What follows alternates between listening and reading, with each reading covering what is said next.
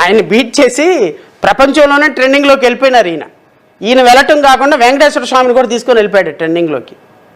ఆయన పవిత్ర కార్యాలయం గురించి దుర్మార్గంగా నెటిజన్లు మాట్లాడుకునే పరిస్థితికి తీసుకొచ్చిన. ఈయన టీటీడీ చైర్మన్ అంటే ఈయన టీటీడీ చైర్మన్ అంటే టీటీడీని తప్పు పడుతున్నట్టు కాదు, ఈయన టీటీడీ చైర్మన్ ఇలా చేశాడు అంట అని నార్త్ ఇండియన్స్ అందరూ కూడా సిగ్గుపడి, నాకు 2-3 జడ్జిలు ఉన్నారు తెలిసిన వాళ్ళు నార్త్ ఇండియాలో.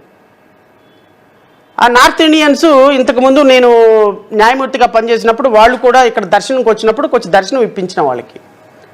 వాళ్ళు నిన్న కాల్ చేసి అడుగుతున్నాడు, who is this guy as a romantic guy అని. వాట్ ఈజ్ హిజ్ ఏజ్ అంటే 75 ఏళ్ళు ఉంటాయి అంటే, oh how romantic he is అంటున్నారు వాళ్ళు. ఇది నార్త్ ఇండియన్స్ ఫోన్ చేసి, అంటే మన ఖ్యాతి ఎక్కడికి తీసుకెళ్లారు అంటే మీ చైర్మన్ గారు నార్త్ ఇండియాని ట్రావెల్ చేసేసారు.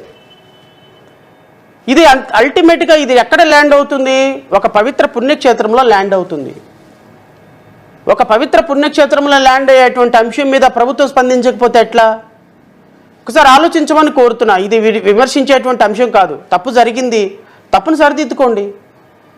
దాన్ని వెనకేసుకొస్తే ఎట్లా? డీప్ వీడియోలని ఒకళ్ళు, మార్ఫింగ్ వీడియోలని ఒకళ్ళు, ఇదేదో A1 వీడియోలని AI టెక్నాలజీ అని ఒకళ్ళు, అది ఎప్పుడో 20 సంవత్సరాల క్రితం ఆత్మీయంగా కౌగిలించుకున్నప్పుడు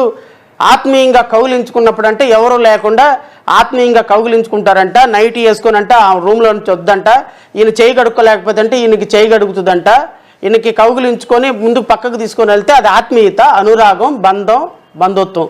అది మేము వినాలి, మీరు చెప్పాలి.